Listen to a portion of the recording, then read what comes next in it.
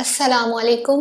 اگر آپ یہ جاننا چاہتے ہیں کہ شداد کی 12 سال میں بنائی گئی جنت اس وقت کہاں موجود ہے، اسے کس نے دریافت کیا، قرآن مجید میں اس کے بارے میں کیا حکم ہے، نبی پاک صلی اللہ علیہ وآلہ وسلم نے کس شخص کے بارے میں پیشگوئی کی، ملک الموت کو ایک ہی انسان پر 2 دفعہ ترس کیوں آیا، اور لوگوں کو آج بھی اس مقام سے روشنی پھوٹتی کیوں نظر آتی، تو آپ بھی آج ان سب سوالات کے جوابات کا مشاہدہ کر سکتے ہیں۔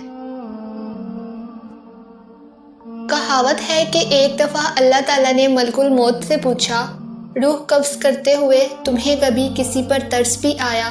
ملک الموت نے عرض کیا، جی ہاں، 2 دفعہ مجھے بڑا ترس آیا۔ پہلی دفعہ اس وقت جب سمندر میں ایک ماں اپنے شیرخوار بچے کے ہمراہ سفر کر رہی تھی۔ سمندر میں طوفان آیا، کشتی ٹکڑے ٹکڑے ہو گئی۔ وہ ماں ایک تختے پر اپنے شیرخوار بچے کو سینے سے لگائے سمندر میں ہچکولے کھا رہی تھی۔ اس وقت مجھے آپ کا حکم ملا کہ اس عورت کی روح قبض کر لی جائے۔ چنانچہ میں نے اس عورت کی روح قبض کر لی اور وہ بچہ اس تختے پر اکیلا رہ گیا۔ پھر وہ تختہ ایک جزیرے پر جا لگا اور دوسری مرتبہ مجھے شداد کی روح قبض کرتے ہوئے بڑا ترس آیا۔ وہ تیرا دشمن تھا مگر اس نے بڑی محنت سے جنت تعمیر کرائی تھی اور تو نے اسے دیکھنے کا موقع تک نہ دیا۔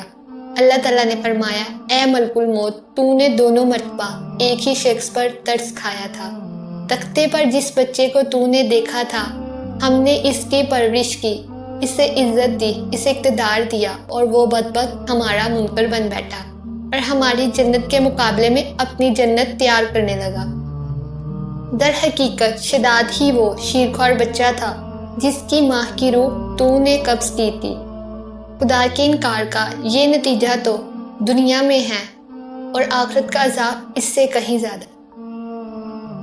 اس قوم کے تذکرے کو کہانی سمجھا جاتا تھا، مگر اسی صدی میں اس شہر کے آثار برآمد ہوئے ہیں جو الرباع الخالی کے اس حصے میں ہیں جو آج کل عمان میں شامل ہے۔ اس کے آثار 1984 میں فلائی شٹل چیلنجر کی مدد سے دریافت کیے گئے۔ یہ شہر 3000 سال قبل مسیح سے لے کر پہلی صدی عیسوی تک اونٹوں کے اس کاروانی راستے پر آباد تھا جہاں سے ہند، عرب اور یورپ تک تجارت کی جاتی تھی، اور یہ اپنے زمانے کا ایک تجارتی مرکز تھا۔ روایت ہے کہ یہ شہر ایک عظیم طوفان سے تباہ ہوا۔ اسے 1000 ستونوں کا شہر کہا جاتا ہے۔ اس کے ستون بہت اونچے تھے۔ ارم نام لیا جاتا ہے شداد کی جنت کا، جس کا ذکر قرآن کی اس آیت میں ہے، ارم ذات العماد، ارم کے ستونوں والے۔ ان لوگوں کا تعلق قوم عاد سے تھا اور وہ ارم نام کی بستی کے رہنے والے تھے۔ وہ بستی بڑے بڑے ستونوں والی تھی۔ عماد جمع ہے امد کی، اور امد کے معنی ستون کے ہیں۔ عاد کے نام سے 2 قومیں گزری ہیں، ایک کو عاد قدیمہ یا عاد ارم کہتے ہیں۔ یہ قوم عاد بن اوس بن ارم بن سام بن نوح علیہ السلام کے اولاد میں سے تھے۔ ان کے دادا کی طرف منسوب کر کے ان کو عاد ارم بھی کہا جاتا ہے۔ اپنے شہر کا نام بھی انہوں نے اپنے دادا کے نام پر رکھا تھا۔ ان کا وطن عدن سے متصل تھا۔ ان کی طرف حضرت ہود علیہ السلام مبعوث کیے گئے تھے، لیکن قوم عاد کی بدعمالیوں کے سبب جب انہیں تباہ کر دیا گیا تو حضرت ہود حضر موت کی طرف مرجعت کر گئے۔ ان کی رہائش احقاف کے علاقے میں تھی۔ حضرت ہود علیہ السلام کی وفات یہیں پر ہوئی۔ احقاف میں بسنے والی اس قوم نے بہت ترقی کی۔ یہ لوگ طاقت و قوت کے بلبوتے پر پورے یمن پر قابض ہو گئے۔ 2 بادشاہ خاص طور پر ان میں بہت جاہ و جلال والے ہوئے۔ وہ دونوں بھائی تھے، ایک کا نام شدید تھا جو بڑا تھا، دوسرے کا نام شداد تھا جو اس کے بعد تخت نشین ہوا۔ یہ دونوں وسیع علاقے پر قابض ہو گئے اور بے شمار لشکر و خزانے انہوں نے جمع کر لیے تھے۔ شداد کے بارے میں مختلف روایات ہیں۔ ایک تو یہ کہ اس کی ماں جس جہاز میں سوار تھی وہ طوفان میں ڈوب گیا تھا اور یہ لکڑی کے تختے پر تیرتا ہوا کنارے جا لگا، جہاں ایک مہتر نے اس کو پال پوس کر بڑا کیا۔ یہ اتنا مالدار کیسے بنا، یہ ایک الگ کہانی ہے۔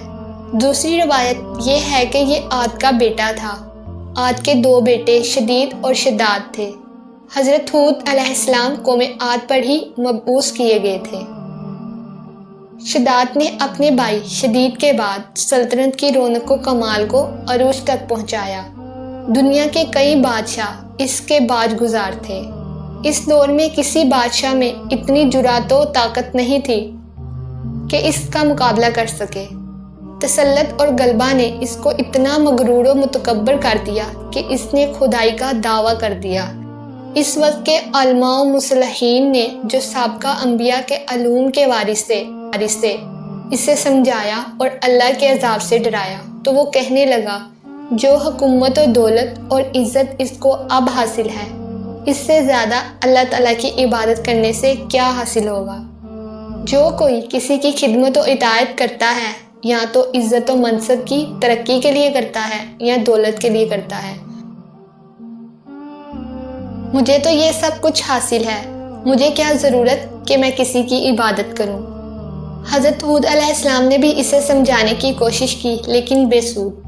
سمجھانے والوں نے یہ بھی کہا کہ یہ حکومت و دولت ایک فانی چیز ہے، جبکہ اللہ کی اطاعت میں اخروی نجات اور جنت کا حصول ہے، جو دنیا کی ہر دولت سے بہتر ہے اور زیادہ قیمتی ہے۔ اس نے پوچھا، یہ جنت کیسی ہوتی ہے؟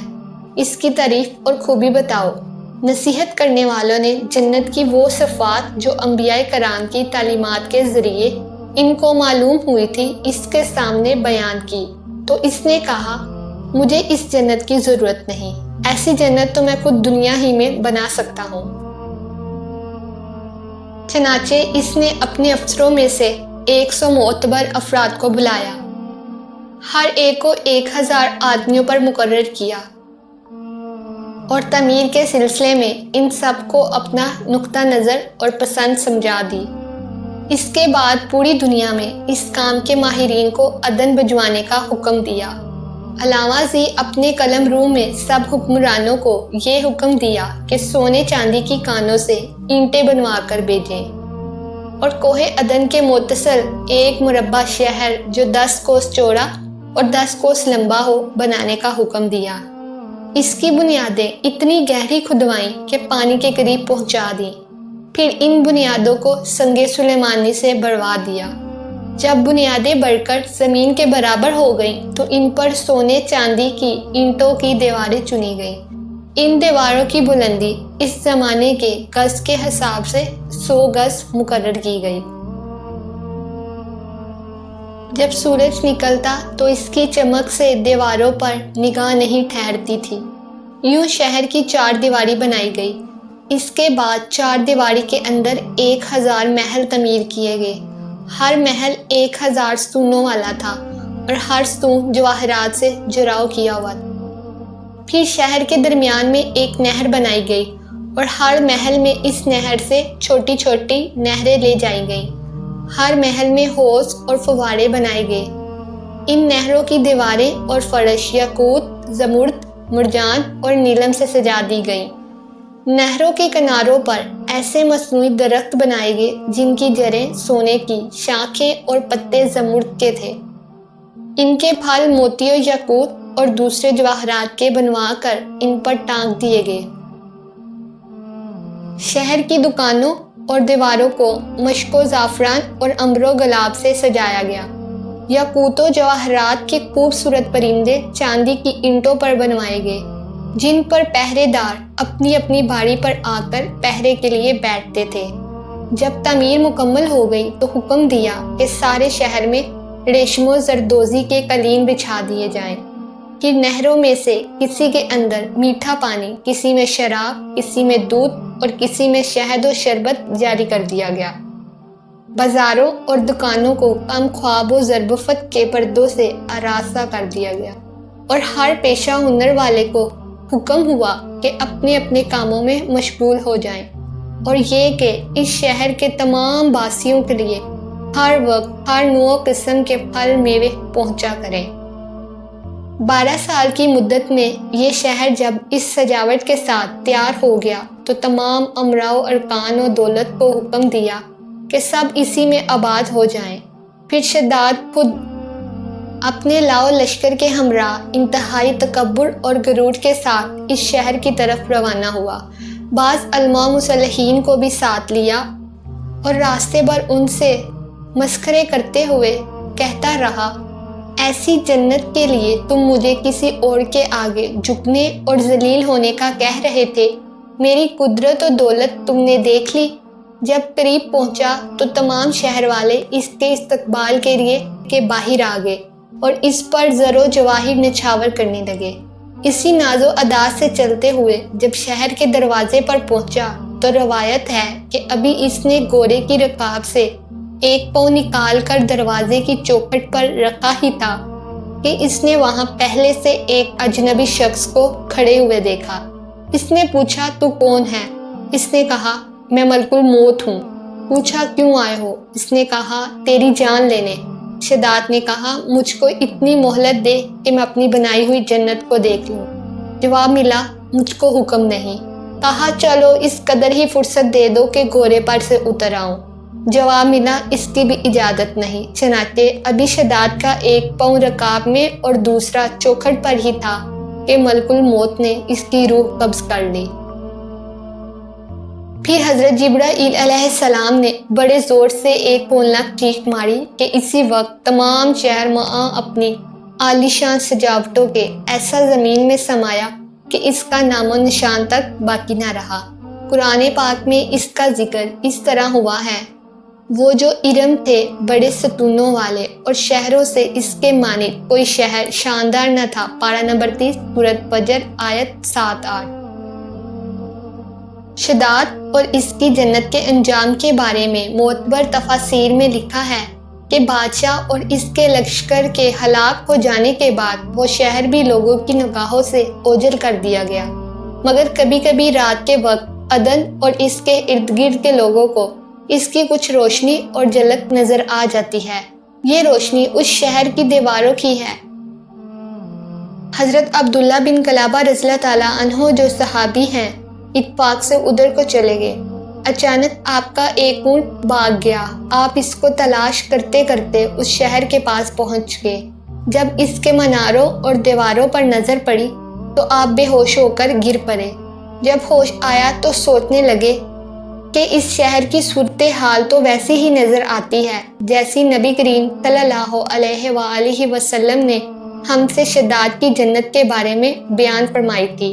یہ میں خواب دیکھ رہا ہوں یا اس کا کسی حقیقت سے بھی کوئی تعلق ہے؟ اسی کیفیت میں اٹھ کر وہ شہر کے اندر گئے۔ اس کے اندر نہریں اور درخت بھی جنت کی طرح کے تھے، لیکن وہاں کوئی انسان نہیں تھا۔ آپ رضی اللہ تعالیٰ عنہ نے وہاں پڑے ہوئے کچھ جواہرات اٹھائے اور واپس چل دیے۔ وہاں سے وہ سیدھے اس وقت کے دارالخلافہ دمشق میں پہنچے۔ حضرت امیر معاویہ رضی اللہ تعالیٰ عنہ وہاں موجود تھے۔ وہاں جو کچھ ماجرا ان کے ساتھ پیش آیا تھا انہوں نے بیان کیا۔ حضرت امیر معاویہ رضی اللہ تعالیٰ عنہ نے ان سے پوچھا، وہ شہر آپ نے حالت بیداری میں دیکھا تھا کہ خواب میں؟ حضرت عبداللہ بن کلابہ رضی اللہ تعالیٰ عنہ نے بتایا کہ بالکل بیداری میں دیکھا۔ پھر اس کی ساری نشانیاں بتائیں کہ وہ عدن کے پہاڑ کی فلاں جانب اتنے فاصلے پر ہے، ایک طرف فلاں درخت اور دوسری طرف ایسا کنواں ہے، اور یہ جواہرات و یاقوت نشانی کے طور پر میں وہاں سے اٹھا لایا ہوں۔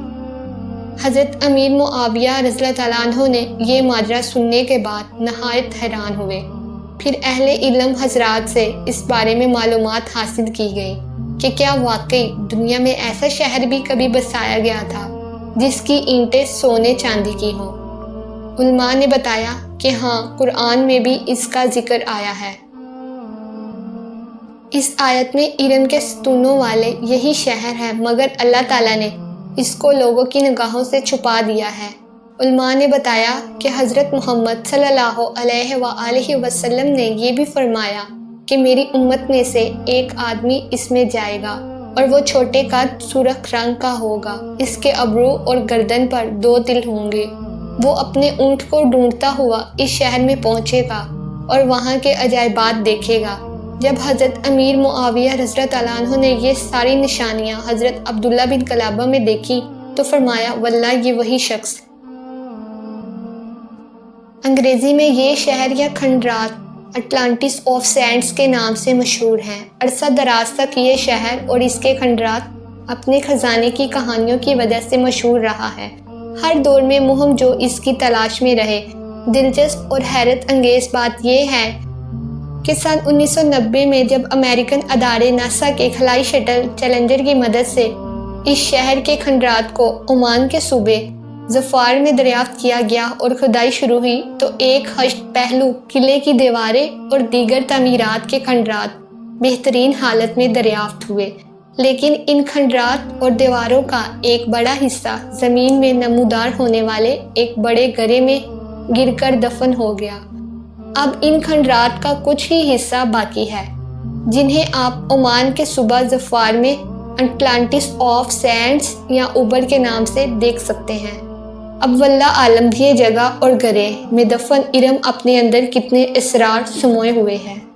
اس سلسلے میں 2 کتابیں دی روڈ ٹو اوبر اور دی اٹلانٹس آف سینڈز لکھی جا چکی ہیں۔